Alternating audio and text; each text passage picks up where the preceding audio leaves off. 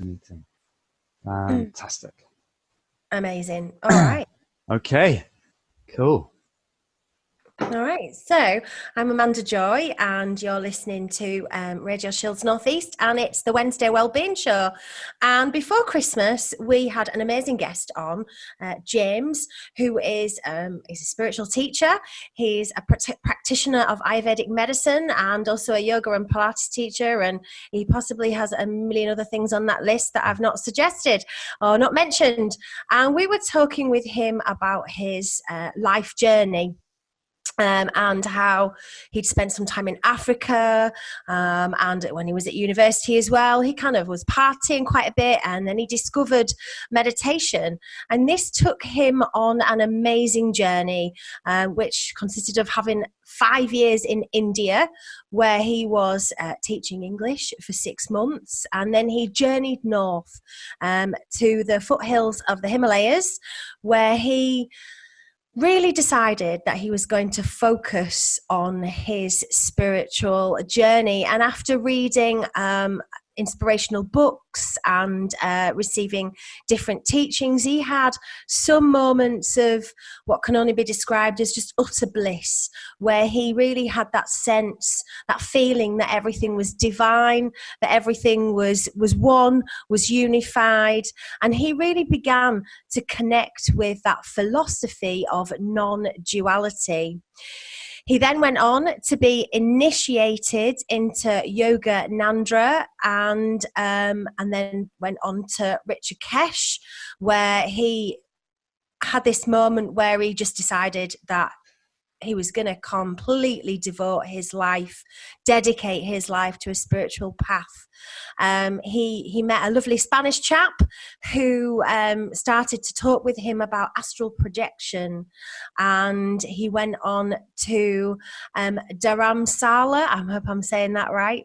Yeah, that's right. Yeah. Thank you. In North India, where he received a beautiful blessing from the Dalai Lama. And that evening, he had his first astral projection experience. This had a massive impact on James's life, and it took away his fear. It took away his fear for death.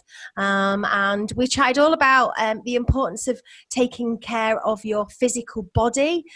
We spoke about yoga, and we got into chatting about Kundalini yoga, that feminine energy, that movement of moon energy, that movement of energy that moves from the base chakra, that wheel of energy, up through those wheels of energy, those chakras, and how that brings our sympathetic and parasympathetic nervous system into balance, taking us out of that fight or flight response that is so dangerous for our bodies.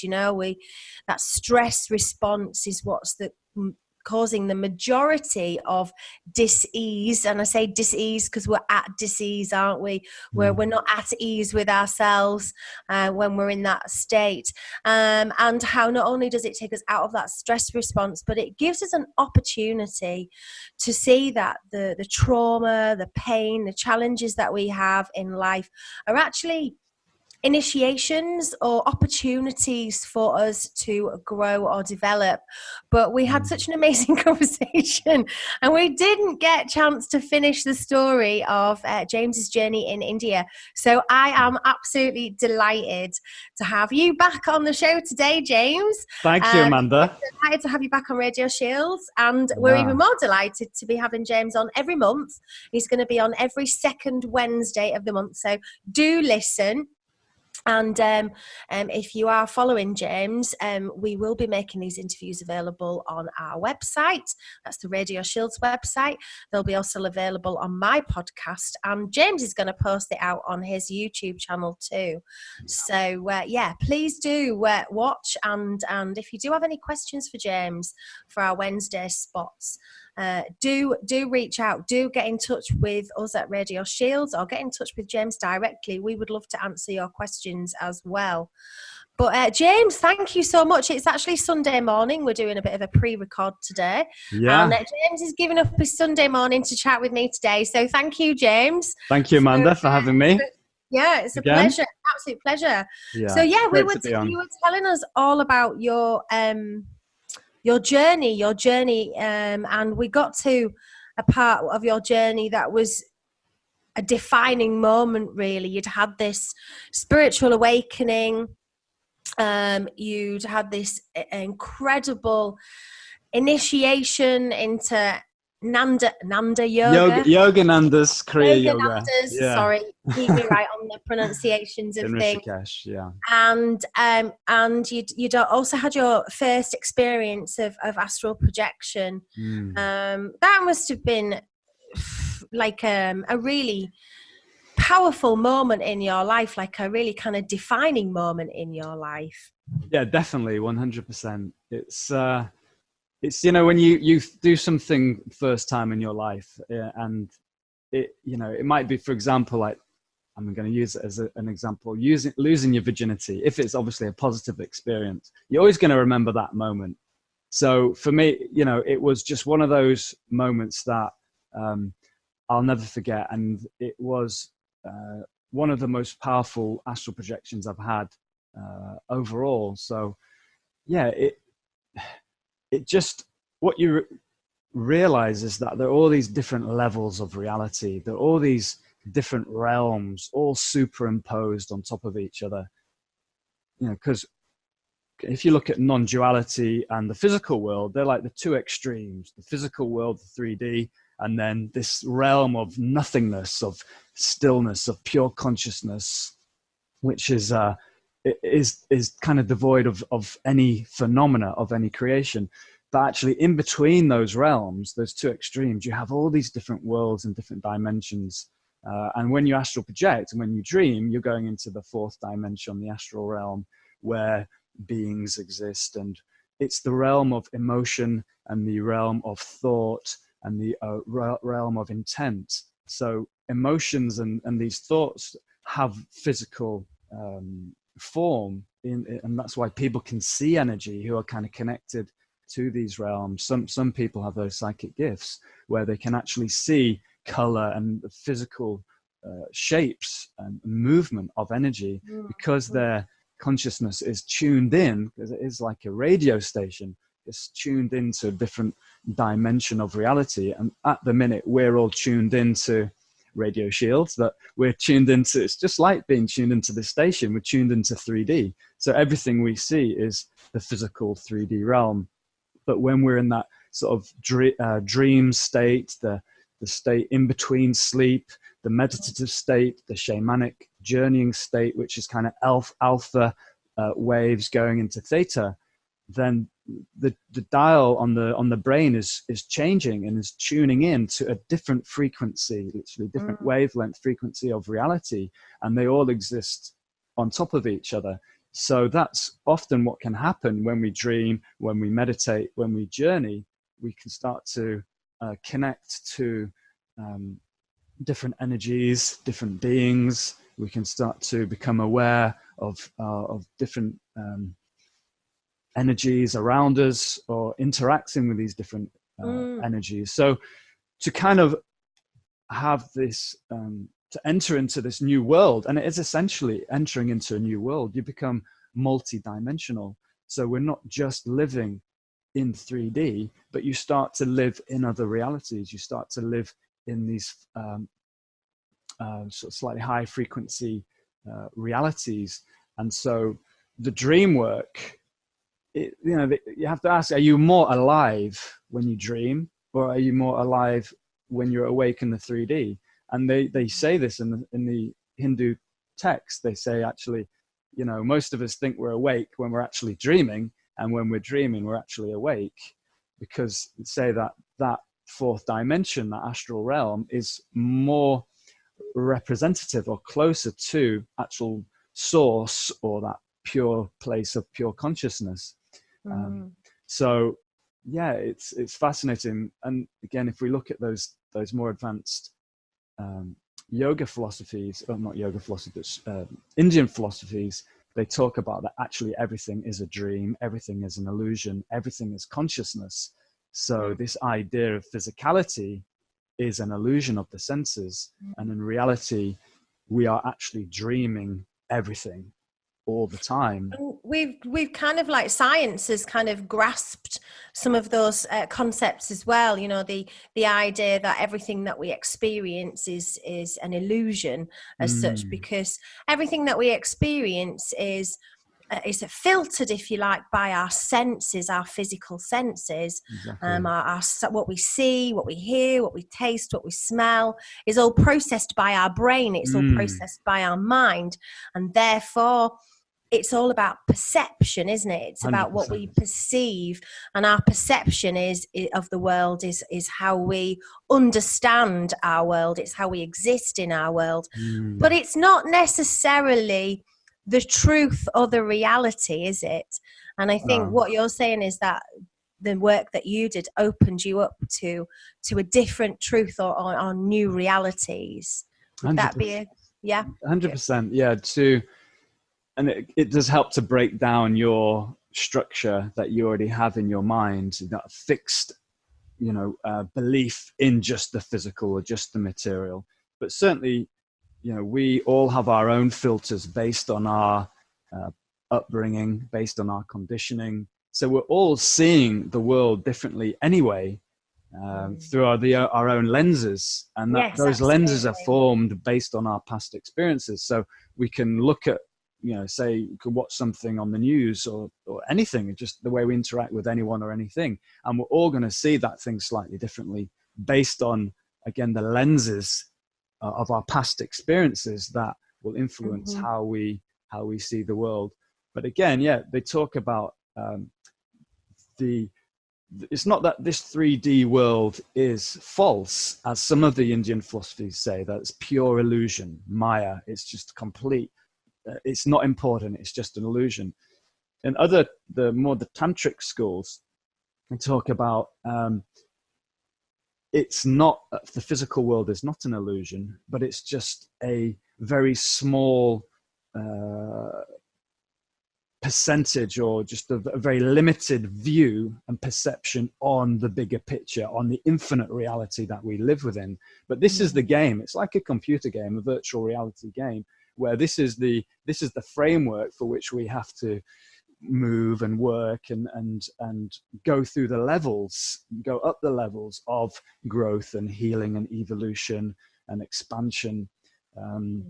So we work within this framework, but as we start to move up those levels, we start to acquire skills, we start to heal, we start to have these experiences, and then we start to work on these other planes of reality as well as the 3D. So for me, sleep is a sacred, it's like a ceremony. I always do a ritual before I sleep. I wear white, I always burn incense, and it's kind of, it's like, is the dreaming world, is that the true kind of the waking state, and this the dream? Again, you can get quite deep in those questions, but certainly those kind of experiences, and anyone who dreams vividly or lucidly can understand that when you start to become conscious in your dreams, you can start to manipulate your dreams. And then there's a great movie called The Waking Life, and it's about a guy. It's done in Photoshop, so it's a bit cartoony, but he's trapped in a lucid dream, and he has all these philosophical conversations and things. It's a really great movie. But certainly when I went from Rishikesh to Dharamsala and learned astral projection, again, it formed a big foundation and a big component of my spiritual journey, certainly for those next years in India. I feel like at that point you must have just dipped your toe in the ocean of knowledge that there is out there, just kind of like that first initiation, that step into that spiritual journey. So what happened next? Well, after Dharamsala, I was already in the mountains. I went to Nepal, and I did Vipassana, the 11 day meditation retreat, where you meditate for something ridiculous like 10-12 hours a day. It's brutal. And I think in the West they're a little bit more lenient with how many hours you meditate for, but I was in Kathmandu, you had to sit literally 10-12 hours a day. It was very, very strong, but it teaches you how to sit, teaches you how to meditate. I didn't have any amazing experiences because I was in quite a lot of discomfort for a lot of the time, but it teaches you how to sit. So that was great. And then I met some friends there on the retreat, and we decided to go trekking into the Himalayas, to the Annapurna base camp, the Annapurna mountain range. So in Nepal, you have Annapurnas and you have Everest. They're the main sort of base camps, the main ranges. So that was incredible. And that's when I was having some of those Kundalini experiences that I mentioned. And it's just that sense of freedom and being like in the Himalayas and the awe of nature. And just one night I got lost in the woods. I had to sleep out in the forest. It's apparently a bear infested forest. It was just like that adventure and being able to do that. And I managed to get back the next day, but it was phenomenal being up in the mountains and connected to spirit in a different way through nature.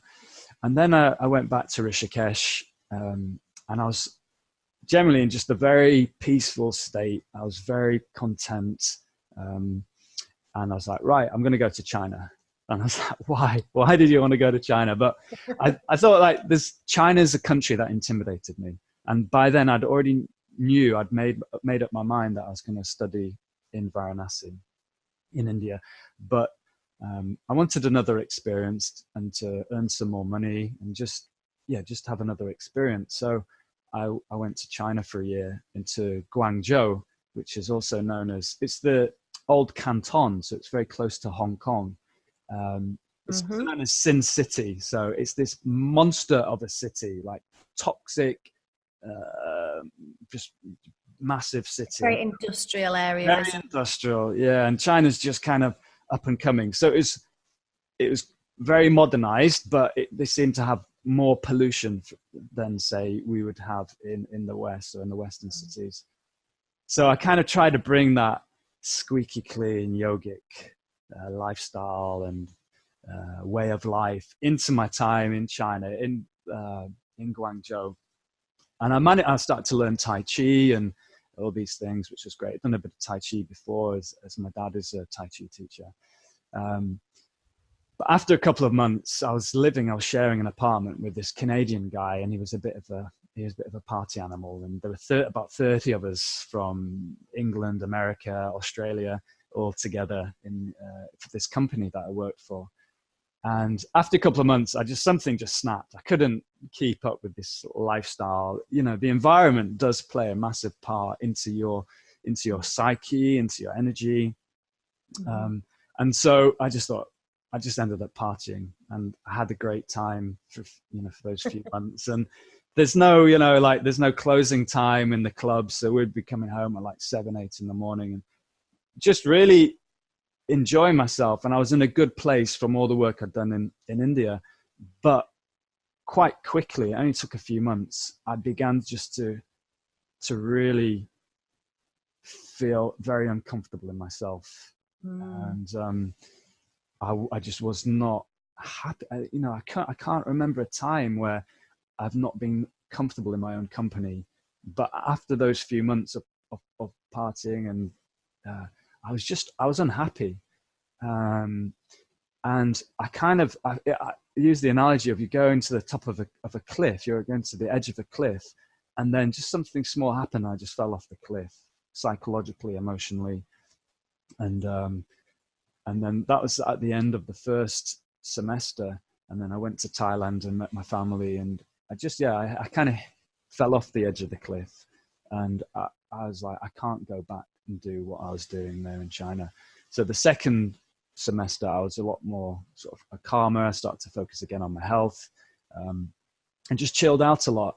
But China, it really brought up a lot of my demons. It was like I went to my own personal hell in many ways. There's something about the psyche there in a big city. You know, in the countryside, it's beautiful and people are beautiful and they have their traditions and their culture. But in the city, coming from India, where it was so beautiful and so much color and so much passion, so much laughter and it's just madness, but you feel alive when you're in India. And then China, it was very difficult. Being in a city in itself is very difficult. I'm really not a city person, but there was yeah, there was almost like a sadness in China, a lack of color, a lack of life, a lack of um, soul, to be completely honest. And there's various other things that happen, which just I found it very difficult. And it was a trial, but it came to an end, and I was very happy to leave China. And it was a good experience. I learned a lot and had a lot of fun. But so that was kind of your kind of trial. We were talking about how the universe gives you these difficult times where there are opportunities, aren't they? Those difficult times are opportunities to learn and to grow. I guess China must have been one of those big opportunities for you to really to learn about what you're comfortable with, what you're not comfortable with, and really focus on where you wanted to go, which was back to India. yeah 100%. And I think you have to go through those trials, and you have to, it's like we were saying in the first interview, face your shadow and see, there'll be times in your life where your shadow, your own personal demons are externalized, and I found that in China. So it's kind of like when I went back to India, to Varanasi, to start studying, I almost felt like I'd kind of gone back to square one in a sense. I'd had this amazing journey for a year and a half, and then China just, again, like falling off the cliff, and I had to start climbing again. But, you talk about this spiral of evolution, that hopefully when you start the journey again, you start slightly on a higher playing field than when you first started. I often talk about hitting the reset button with my clients. It's not that you've lost what you've learned, or you've lost what you gained. You've just been through a difficult time, and that's all right. You hit the reset button and you start again. And I remember when I was studying traditional Chinese medicine, I was presented with the kind of the basic philosophy of yin and yang, and then went through all these years of study, and then I just had this real, it's yin and yang, isn't it? Kind of had to go back. Yin and yang. Oh yeah. Well, now I get it. I had this moment of like just realization where I went right back to the very beginning, right back to the first day, if you like, to study, and it all kind of made perfect sense. I think that's what kind of happens to us, isn't it? Sometimes when we've been through difficult or challenging experiences, we hit the reset button, or we have that kind of like, awakening, that eyes open experience. Oh, right. Exactly. Yes. Yeah, that's what it's all about. Yeah, I think life is 3 steps forwards, 2 steps back, especially when you're first on this journey, and you meet challenges, and your karma comes up in can be quite challenging ways. So maybe even the first 10 years of your life, when you're dedicating yourself to the spiritual path, 5-10 years. Well, this is how it was for me personally. You'll always have karmic occurrences in your life, and certainly relationships are a good example. But certainly in those early days where you've got more karma to work through, it can be incredibly challenging, and you hit these brick walls, and you come face to face with the demons, and then you have to, you might take a fall, and then you just have to get back up, and it's just being able to get yourself to get back up and to continue.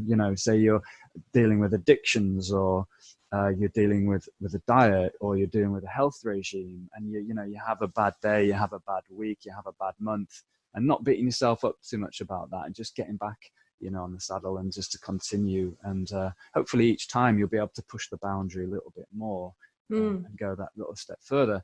So going to back to India, and then to Varanasi, which is probably the holiest city in India. It's also known as Kashi, the city of light. It's in the north, and it's famous for the Ganges. The Ganga goes through it, and of course the Ganges is a very sacred manifestation of the divine feminine in India.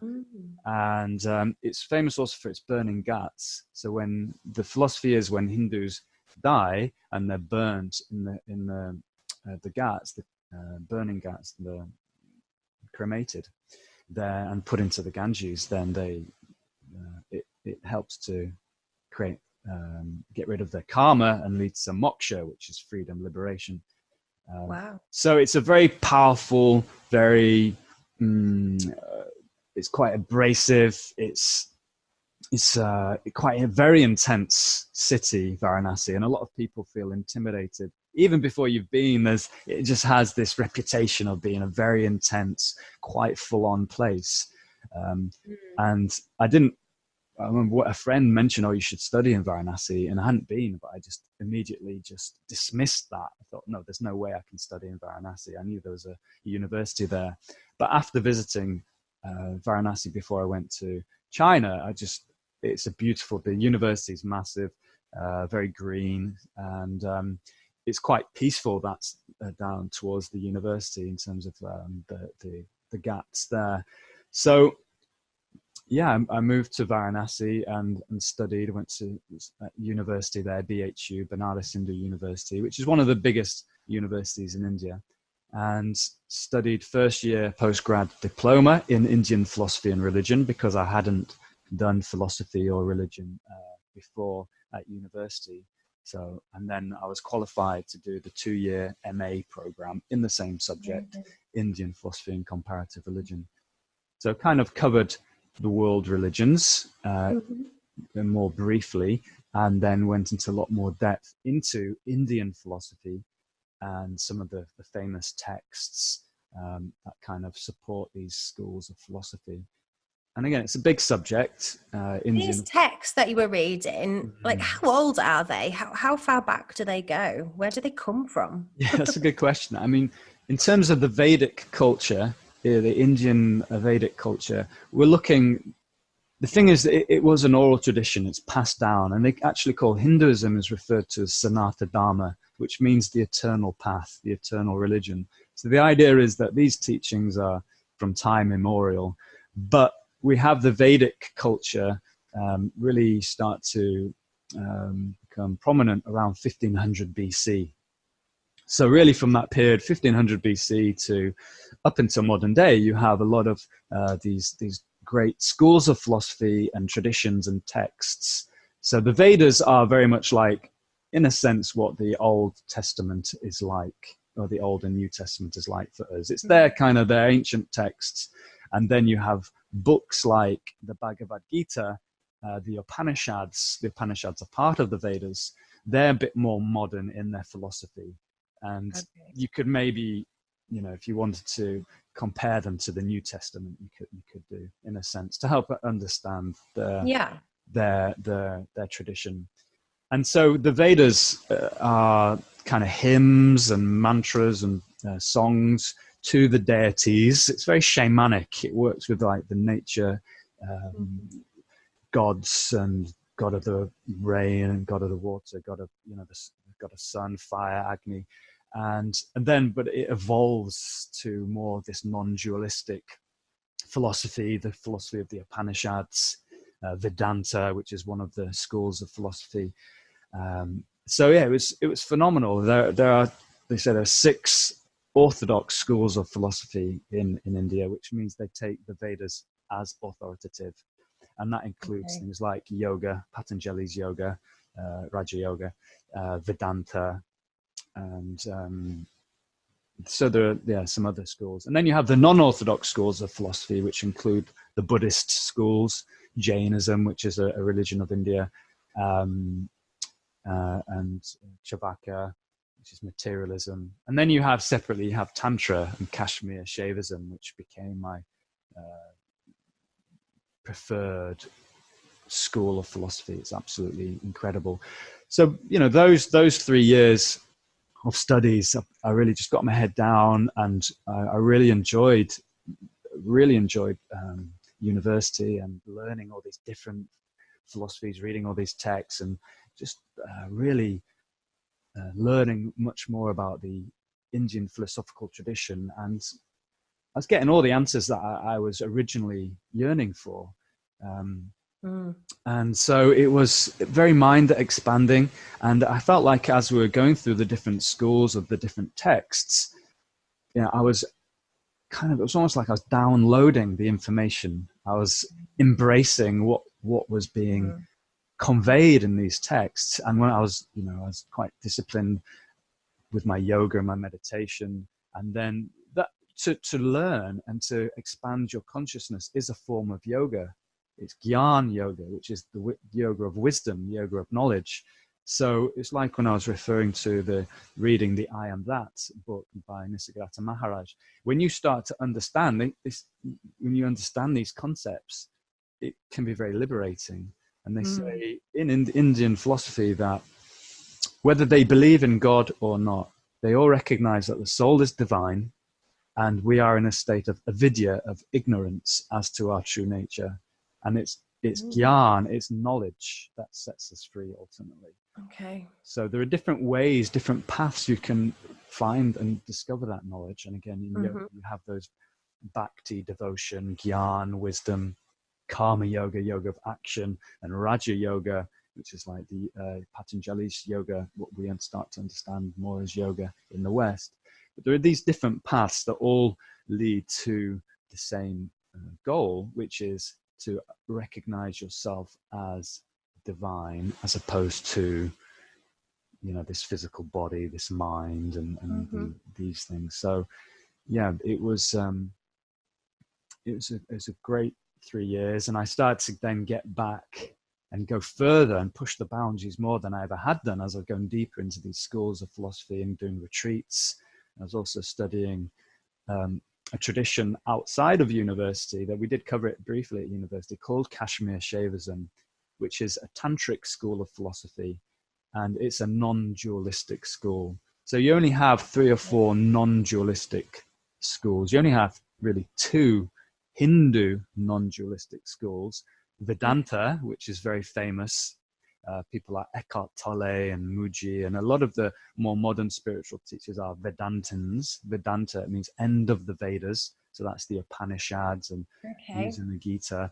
And then you have Tantra, Kashmir Shaivism from Kashmir, and that works with Shiva, Shakti, and consciousness and energy, and it's the most sublime philosophy that I've ever studied. It's the only philosophy that I can say is perfect. It's absolutely beautiful, and it kind of is the grandfather and forms the foundation for yoga and, you know, understanding reality, because again, it embraces life, it embraces nature, embraces the body, seeing it as divine, whereas Vedanta says, oh, everything's an illusion, just focus on your meditation and spirit, because the world is Maya, is an illusion. So yeah, that's in a nutshell. Obviously, you could spend hours and hours talking about these different. So one of the philosophies kind of like says that the world isn't just an illusion, and that you should focus on your spiritual growth. And the other philosophy says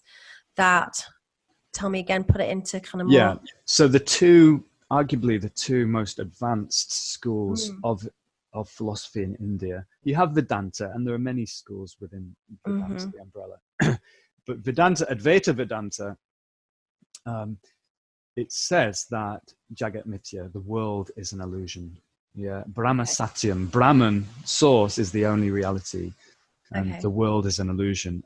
And so, in that respect, you're taught to not worry about the physical, not worry about the body. Just sit in meditation, do self-inquiry. Who am I? Am I the body? No. Am I the mind? No. Oh, what am I? Well, I am. You know, aham brahmasmi. I am Brahman. I am the infinite. And it's through the mind. It's through the intellect. It's through meditation that you come to this realization that you are source.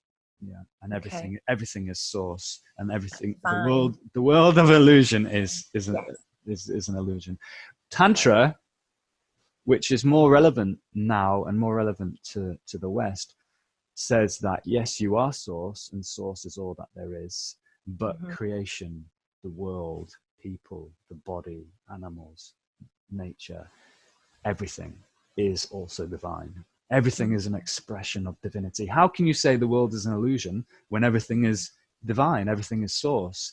So Tantra, and understanding what is Tantra. Tantra, tanoti, the 2 verbs, and trayati. Tanoti means the expansion of consciousness. Trayati, the liberation of energy. So it's simply working with energy and consciousness, not just consciousness, if that makes sense. So you work with the body, You embrace the body. Yoga is tantric. Yeah. Anything that embraces reality, anything that embraces the body, any sort of yogic discipline which has as its goal to release, let's think about this, expand your consciousness. That's to heal your trauma, to expand your beliefs, to break down fixed beliefs that you may have. And as you do this, you liberate energy in the body. The trauma that's trapped in the body is crystallized in the body. The toxicity is then released and purged. And so as you heal your body, you're expanding your mind. And as you expand your mind, you're healing your body. So they say, the Tantras say, what is the point of enlightenment if you don't enlighten the body? Like, the idea is therefore that the body has to come with you. It's not just enlighten your mind and just, you know, just neglect the body. You embrace the body and you bring the body with you. And so it's a lot more challenging in that respect, but also the payoffs are greater, because they say when you do this, you develop power, siddhis. And then, of course, you have to be responsible in the way you start to deal with some of these cycles. Well, I think if you're physically healthier and you're not carrying trauma around with you, and you're gonna feel empowered, you're gonna feel healthier, you're gonna feel more powerful. So, just from a practical perspective as well, I can just see that, you know, when as a massage therapist, I see a lot of people carrying neck and shoulder tension as a kind of, our neck is our kind of most, if an animal was going to have you for its breakfast, it would probably pick you up and break your neck. So if we're feeling under attack in any way, shape or form, we need to protect the part of us that's the most vulnerable, and that's our neck. So what we tend to do is we tighten our jaw, we pull our shoulders up, and we kind of make armor of the big muscles around our neck and shoulder area, and they got hard and solid, and that feels really painful. And I see a lot of people are just carrying all that trauma and tension in their bodies. And when you can release that, 100%, that makes people feel so much better and so much more powerful. Absolutely. But it's taking it to the next level, isn't it? Of releasing the physical trauma, having the understanding that we're all divine, and looking for that personal journey, I guess, to finding that knowledge so that we can grow and develop. That definitely it resonates more with me. I think in the West it is more applicable, and in the East now, because there's a kind of almost like a revolution of their traditional of Vedanta, Neo-Vedanta. But yeah, like you were saying, that starts to then tie in the chakras, which of course are directly related to these systems, are part of the system. You know, and people are holding tension around the shoulders and the upper back, that's like closing the heart, and in the throat and the neck, it's the throat chakra. So speaking your mind, exactly. Expressing yourself, going on the radio, doing podcasts. So that's all part of the journey. And so then you can start to go deeper into the yoga practice and into the chakras, and start to, well, actually we hold different types of tensions and different types of emotions in different parts of the body. So then you can start to understand more about yourself when you know where you hold your tension, and recognize that each chakra has its own psychology, its own consciousness. And then you can start to work with yoga and these healing modalities to start to free up specific traumas based in specific areas of the body. And that is a big part of what I teach in retreats and in class, is that evolution through the chakras. And again, that's probably something for another show or several shows, because it's fascinating. You could talk about it for a long time, but I'm more than happy to go into that another time. That would be amazing. I've been doing some chakra dancing. Oh, very nice. The Christmas period. Lovely, yeah. Each day I did a different chakra, and it's great. I love it. Did you find any chakras that particularly resonated with you, or that you felt you needed to do you really enjoyed, or you need to do some more work with? Yeah, definitely. There were Mm, certain pieces of music and certain meditations as a part of what I was working that just felt slightly uncomfortable for me. yeah, And yeah. that discomfort, that disease, and that Mm, discomfort kind of indicated to me areas that I need to work on, mm, definitely. It really opens your eyes when you start doing this kind of work. And I tell you what, it's absolutely joyful. I loved it. It was so much fun as well. mm. And good for me physically because I need to move my physical body more. But speaking of bodies and health, in addition to studying at university out there, you also really studied Ayurvedic medicine as well, didn't you? Yeah, Tell me that's a little bit about that.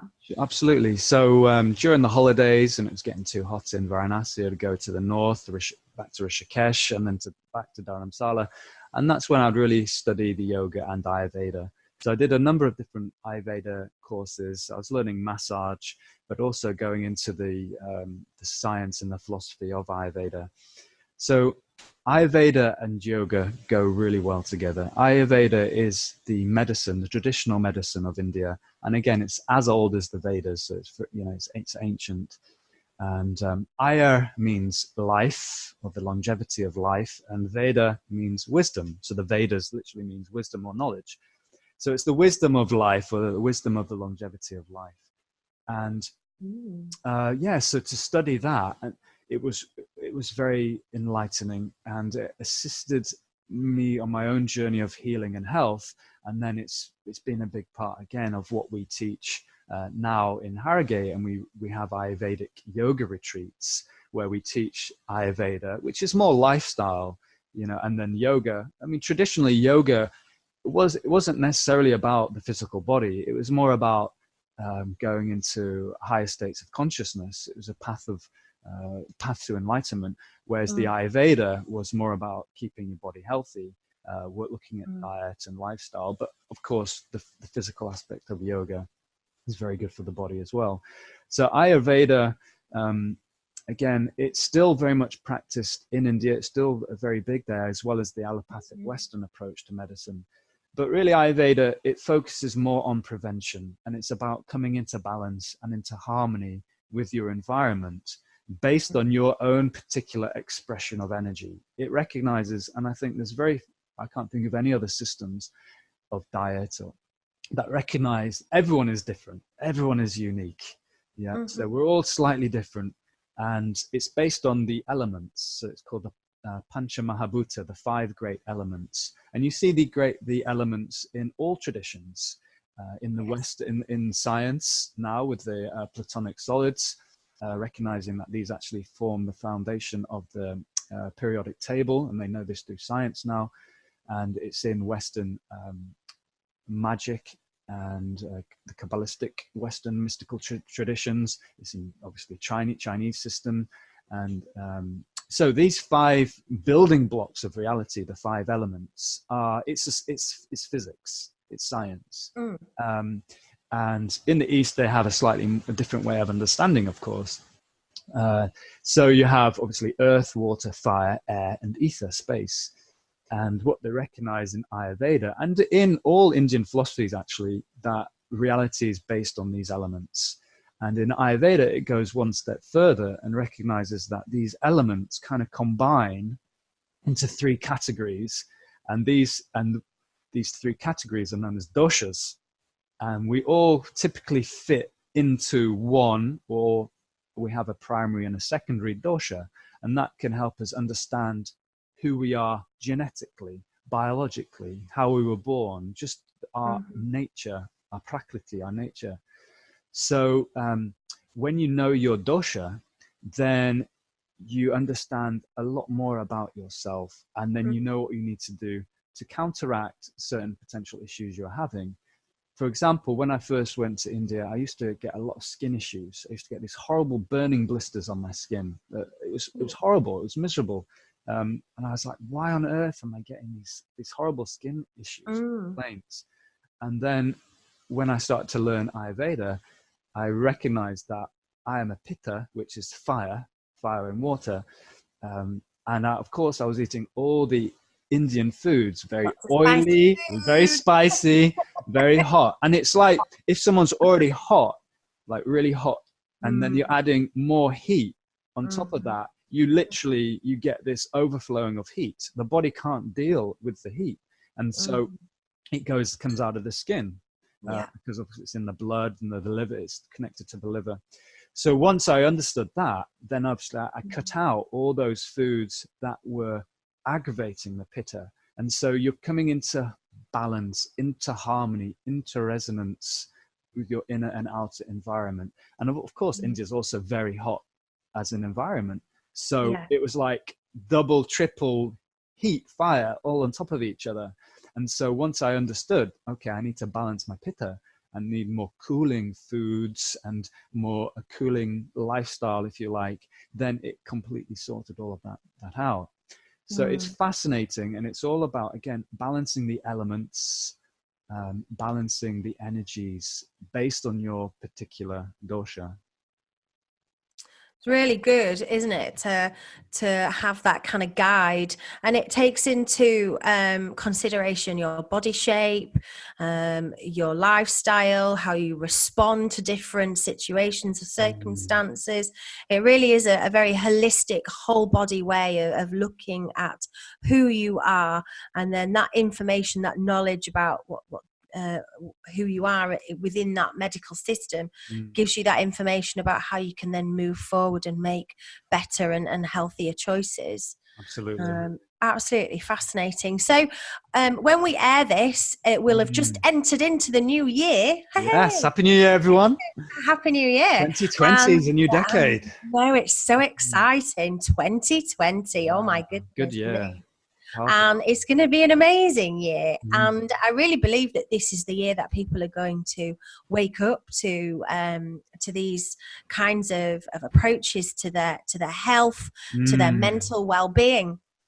And, you know, I bet you there's a few people listening to the show tonight who have set those New Year's resolutions. Let's hope they weren't too torturous and terrible. And perhaps if you've been listening to the show, you'll have maybe taken on board some of those tips about being kind to yourself and self-love and self-compassion as your New Year's resolution. But I mean, as we're moving into this fantastic new year, how can Ayurveda help us? How can Ayurveda help you? Well, I think firstly, you need to kind of know what your dosha is. Because if you don't have that, then it's difficult to then balance your lifestyle. Okay, how would I find that out? Can I do some research? Yeah, there are questionnaires you can do online. We have retreats we do for a year in Harrogate, the Yorkshire Centre for Wellbeing, where we go into that and we go through Ayurveda and look at people's doshas and then give the information there. So again, it's all about coming into balance with your environment. And what they do say in Ayurveda is that anything that we can't digest, that can be food, that can be emotions, that can be stress, mental stress, leads to toxicity. And we need the ability to digest that which we're experiencing. Again, food is the main thing, but also stress and the emotions that we experience. And if we don't, we get what's called ama, which is toxicity. And that buildup of toxicity over time, it then leads to illness. So they have this step-by-step process in Ayurveda, these 6 stages of disease. That it starts with, you have the accumulation of toxins, and then it aggravates, goes into the blood, and it migrates to a particular part of the body, and then you start to get symptoms, and then you get disease, and then it's incurable or death. So essentially what we're looking to do, we don't want to be getting to those 5th and 6th stages of disease and incurable. We want to detoxify the body and keep those toxins to a minimum if we can, and things are reversible. So if you have had been doing things which have been putting you out of balance or having symptoms and illness, you can reverse that. So looking at it as essentially in Ayurveda, recognizing that it's that buildup of things that we can't digest in our lives, of putting stuff into the body which is toxic for the body, and starting to look at how we can reverse that, and to remove stress, to remove those negative scenarios and situations. It could be work, it could be a relationship, it could be whatever, it could be just watching crap on the TV. All these things are leaving an impression in the body and in the psyche. So if we can just start to become aware that, again, we're a holistic system, and our thoughts and our emotions and our environment and stress and what we eat, what we drink, when we eat, how much we eat, it all has a direct influence, not just on our physical health, but also on our subtle energy, on our psyche, on our emotions. And recognizing that really, that everything you do is going to influence you some way. You know, every interaction, everything that you eat, drink, where you live, the people you spend time with, the work that you do, it's all having an influence, for the better or for worse, on your system as a whole. So, you know, and you know when you're in balance because you feel happy, you feel energized, you feel positive, and you know when you're out of balance because you're ill. So if you're getting ill a lot, or you're getting stressed a lot, then you've got to look at, well, what is it in my environment that's creating this? And over time, this leads to illness and disease. And that's why we see a lot of people who come to our center. They've ignored the signals of the body. They've ignored the emotions. They've ignored the stress. And if you ignore that, you're building up your toxins, you're building up the imbalance, and eventually, sooner or later, the dam will burst and people can get ill, seriously ill sometimes. I think culturally we're kind of we're geared up to ignore these things. That whole stiff upper lip, we just get on with things. I don't let it bother me, I just get on with it. Try and ignore things. You know, people plow through their days exhausted but keep going, have 10 extra cups of coffee. And it feels dangerous to me. Definitely. That kind of lifestyle. And I just hear every day so many people tell me, you know, I got up in the morning, I was still exhausted, but I went and did a 13-hour day and I drank 20 cups of coffee to get me through. Aren't I brilliant? And I think, yes, but that's so taking you into that journey. It's taking you on that dangerous path towards disease, towards possibly an early death. And really, what did you achieve? Was it that important? Exactly. And then you have to look at the beliefs that lead to that kind of behavior, because a lot of us feel guilt about not doing something, not being busy. Obviously, there's a lot of pressure to work hard, to earn money, to support ourselves. And there's issues with abundance. So there are all these beliefs that it's the fear and anxiety that create these actions and create these approaches to life. And when we start to, again, self-inquire, we start to look at our beliefs. Where is our sense of self-worth coming from externally? What is it that we have to have externally to feel good about ourselves? Good job, reputation, nice car, you know, all these things are external things that it's like, well, can't you find that sense of self-worth from within? You know, but because we all have trauma, we all have had conditioning, we all have a story. And so you know, certainly before we start this journey, everything is externalized. We get our sense of self, our identity, and our self-worth from things externally to us. And so when we start to heal the past, and we just bring more love to ourselves, and that allows us to bring more love to other people. Then we're less dependent on the external, and we move from an internal loci as opposed to so easily influenced, for better or worse, by the external. But certainly Ayurveda, I would encourage people to really pay attention to how they're feeling emotionally, psychologically, physically, as frequently as you can. Just check in with yourself. Do you need to drink loads of coffee just to get through the day? And then that's going to fry your adrenal system and your nervous system. You know, it's not a long-term solution. Again, we were talking about it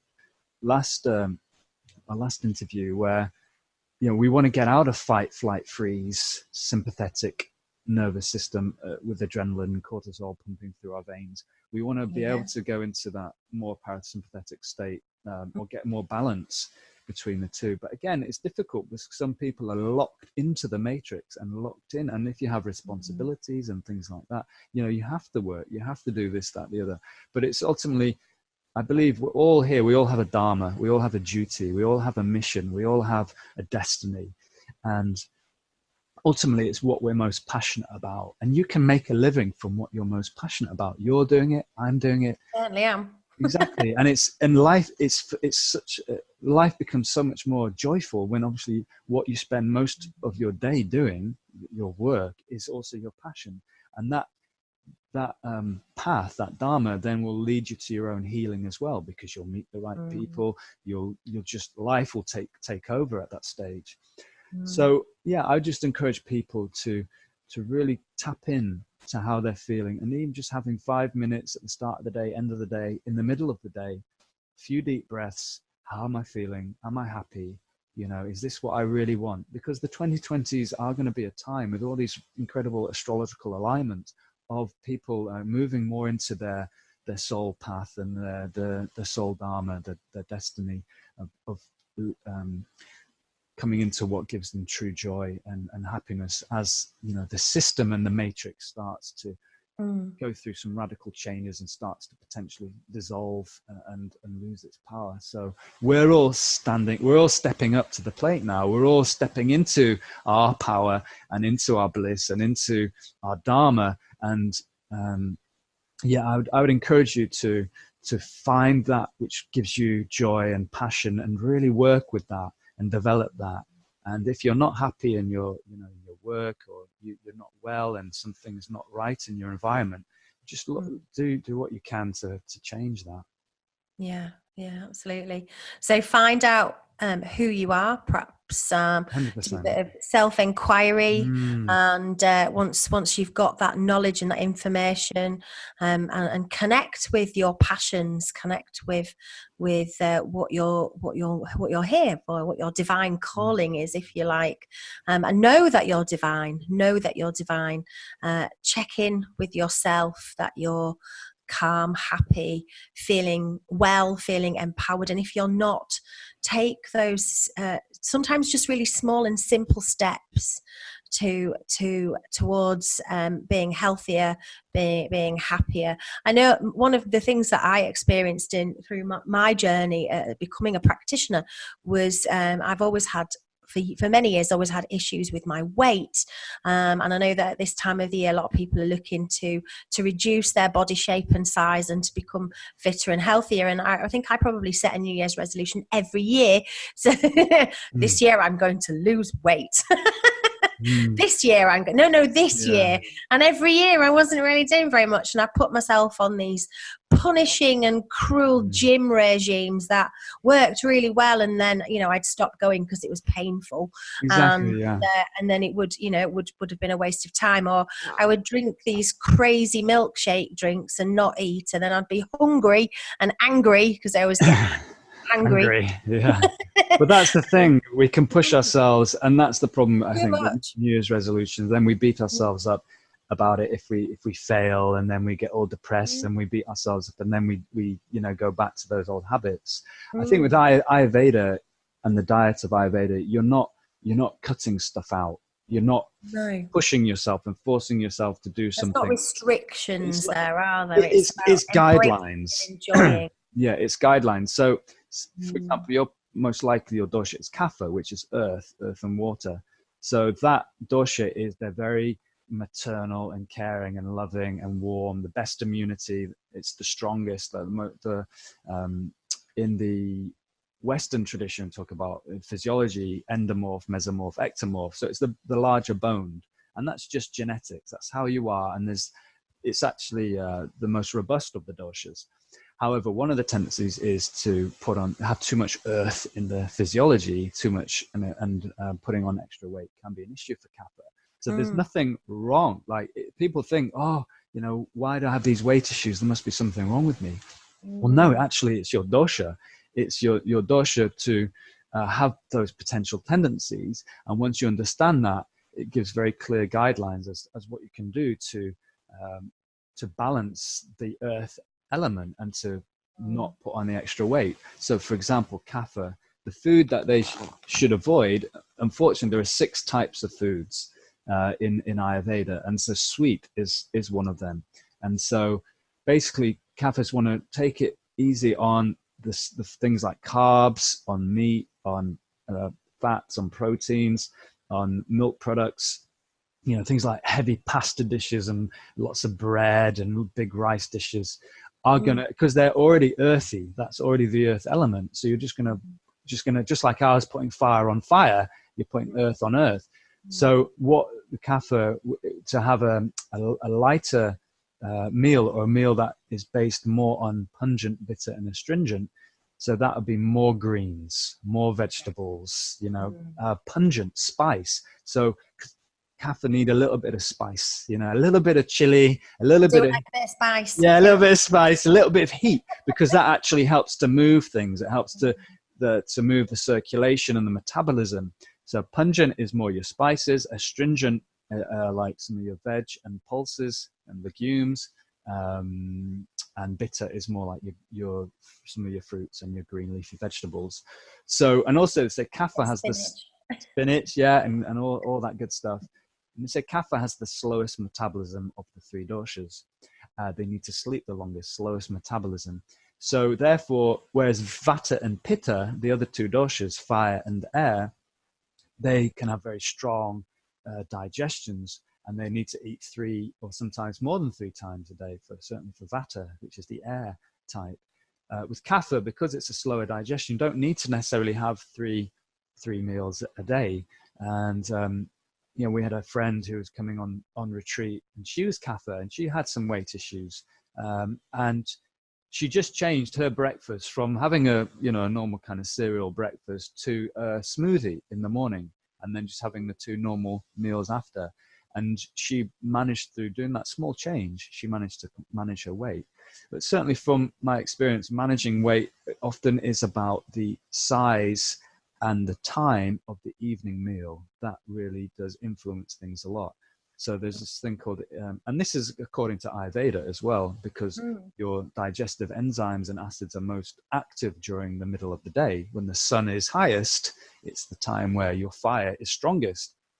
And also as we move into night, those enzymes are not functioning. So in Ayurveda, but also now we're looking at intermittent fasting. If you can minimize and have an earlier evening meal and a smaller and something that's not so heavy. So if you do eat meat, try and avoid eating meat in the evening because it's difficult to digest. Have something vegan or vegetarian, make it light and have it early. And if you can have a gap between when you finish your evening meal to when you have your breakfast, minimum 12 hours, which is dead easy. Actually, you finish eating at 7 and you start eating at 7 in the morning, and you can expand that out to 14, 16 hours without much trouble. But that, from my experience in doing these consultations as well, is one of the easiest, because you still get all the calories that you would have normally, but you're having that big gap of not eating from your evening meal to your breakfast, or even skipping out breakfast, and that's okay for kapha dosha. Then you'll find that, I've just seen it with my own students and people that we see, just amazing results just from making these few changes to diet, these few habit changes. And again, it's just balancing your energy with the energy that is coming into you and around you. So yeah, that's definitely, look at intermittent fasting. Amazing. Yeah, that would definitely. I feel really blessed because I get to chat with you, James, and I get to get all of this amazing information, which I think, I'm going to do that. I'm going to add that. I'm going to make that little change. I'm going to do that thing in my life. That's amazing. I get to have all the best having this job. It's great for me. But James has very kindly offered to make himself available to all of our listeners. So if you're anywhere in the world listening to this, this, or if you're listening in North or South Shields, or if you're in any part of the UK at all, anywhere in the world actually, we would like to welcome you. Please do email us your questions. If listening to this has brought about some questions that you'd like answered, if you want to expand your knowledge so that you can continue on your divine journey, then do please get in touch with James or me. You can get in touch with me just via the Radio Shield's website, which is www.radioshield.co.uk, and you can send us an email via that Radio Shield's website, and get in touch with us that way, or you can get in touch directly with James as well. He'd be absolutely happy for you to reach out and send him your questions as well. James, what's the best way for people to reach you? Sure, there are various ways. Certainly on Facebook, Instagram, YouTube, I'm starting to be more active. So if you're just interested in kind of the work that I'm doing here, then you can find me at Gopala Yoga Harrogate. That's the Facebook, Instagram, Gopala Yoga Harrogate. And my website is gopalayoga.co.uk. And YouTube is Gopala Yoga. So Gopala is my spiritual name, Gopala. So yeah, you're very obviously welcome to follow, and if you've got any questions, then feel free to drop me a message. The main centre where I work and run, Yorkshire Centre for Wellbeing. Again, we have the website, Facebook, Instagram there. So that's another method. And you can, on my website, gopalayoga.co.uk, there's a place that you can send any questions, emails. It'd be lovely to hear from the listeners. If you've got any feedback or any questions or any comments, then it'd be great to hear from you. So yeah, that'd be awesome. And James is going to be on the show once a month. So obviously, if you send us an email or a message, we'll ensure that James gets those questions, and he would be delighted to support you in your journey towards wellness and a better, happier, healthier life. So please do get in touch, and you don't have to add your name if you'd like to keep those questions confidential. Just let us know that too, so that we won't broadcast your name when we're answering those questions. But please do reach out. We want to help you to have that healthy, happy life. And James is so knowledgeable. Let's make the most of that, and ask those burning questions, and let's address those in future shows as well. So, all I have really to say to James now is thank you. Thank you so much for coming on a Sunday morning. We're listening to this on a Wednesday evening, but I'm interviewing James on a Sunday morning. Thank you for giving up your time on a Sunday morning to chat to me and to support our listeners in their journey towards health and well-being. We are really, really grateful to have you on the show. Thank you, Amanda. It's a great honor to be on the show, and it's an absolute pleasure. So I thoroughly enjoy doing this. It's a passion of mine, so it's no trouble whatsoever. I love to talk about these things. So thank you for having me. You're welcome. And James will be on every second Wednesday of the month. So get your emails in, get your questions in, contact James or myself via the Radio Shield's website, and we will be absolutely delighted to support you and answer your questions. Thank you, James. Cheers, Amanda. Thank you. All right, take care. Happy New Year, everyone.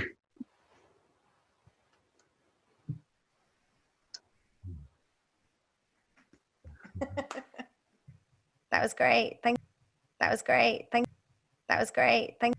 was great. That was great. That was great. That was great.